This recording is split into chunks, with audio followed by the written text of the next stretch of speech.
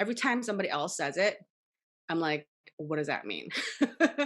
But I think what it to me, what that means is, and even like when people say like meet people, I'm like, oh, as an introvert, I'm like, meet people, that sounds stressful. But what I Well, mean by in our that internet is, world, it can just be show up sometimes. yeah, exactly. So I think what that means is doing the inner work in yourself first to get to know who you are, so that you have something, um uh, so that when you show up to the world, you are showing up in a kind of wholeness, right? And you're ready to be seen and witnessed and met in your wholeness, and inviting people into relationship with you, inviting people to see you, and to witness you and to love you, and be in your to be in each other's presence in that wholeness, right? So, um, a lot of, you're not doing this when you ask yourself things like, um, what do I say on social media? Right? Or how often do I have to post? Or if you find yourself like tinkering on Canva for 5 hours, if you find yourself thinking, oh, I need, so if you're worried about like, I love to use dating analogies again, and it's kind of like if you're trying to like meet a romantic partner, like worrying about your outfit and worrying about like what shoes am I going to wear and what topics of conversation should I have ready to talk about, and like just like, obsessing about being so busy obsessing about all of that, that you're not asking yourself, okay, I want to meet a partner. Who am I? Like, what kind of who am I offering when I'm offering myself as a partner? What kind of life do I want to have with this partner? And what kind of person do I enjoy spending time with? And like, what, like just like the really essential questions, right?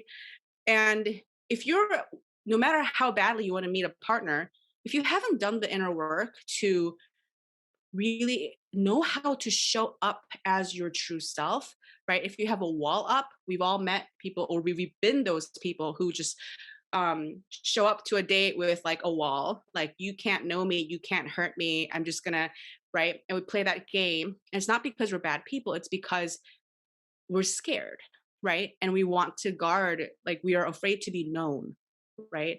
And for at least for many years for myself, I didn't know who I was, right? And it's like I was going and looking to, I was like flitting from person to person, kind of asking, can you be my mirror? Can you be my mirror? Like, I don't know who I am. Can you tell me who I am? If you want me to be this kind of person, I guess I'll try that out. If you want me to be that kind of person, I'll try that out, because I really want to find out who I am. And of course, that's a disaster because nobody can tell you who you are. That's inner work you have to do for yourself, right? And so I think a lot of the times that, oh, what people call like, social media marketing, like what you should go out and do on social media, how you should present, is like the version of that, like in dating, like, but in online business, where you're just like trying on different personalities and seeing which one gets the best reaction, but without doing the work of truly knowing who I am, what I have to offer, and who I want to spend time with, right? And when you figure that out, again, when I say figure it out, it doesn't mean it's like, oh, binary one and done deal. But when you do that work, when you're constantly engaged in that work, you just show up differently. And all of the rest of it, like all the technical aspects of showing up and building relationships, like fucking like hashtags or whatever, like, how you do reels, like, it's, I mean, all of that it matters, but it all becomes so secondary, because your energetic transmission is so clear, and that stuff, people intuit. Like, I think so much of relationship building online is about intangible, sort of unconscious communication that people can't quite, you can't reduce it down to a mathematical formula, right? And a lot of people spend time selling mathematical formulas and buying mathematical formulas. Oh, if you do make this kind of reels and publish it X times a day, and do this and use these hashtags and da, da, da. And none of that is like false. That all works. That's true. But If that's all that it took, then everybody would just have the formula and would just work for everybody. But underneath that, again, it's like I could put you in the most perfect outfit, the most flattering makeup, best hair, best shoes, and give you exactly the template for how to talk to, another person so that you look attractive and they want to go whatever. Like, but that is not going Just to guarantee. you just outlined a rom-com right there. A few different rom-coms.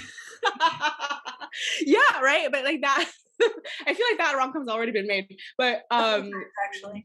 that's not necessarily going to create that soulmate relationship, right? And so to me, it's the most interesting and the worthwhile thing to get to know. So this is why, if you love human design, like you should go all into it so you can find out who you are. Because to me that was a Who you are, Simone. what. Everyone wants to know who you are with human design, though. Okay, I'll talk about that. I'll have another human design expert on and just like have him do me because everybody's so curious.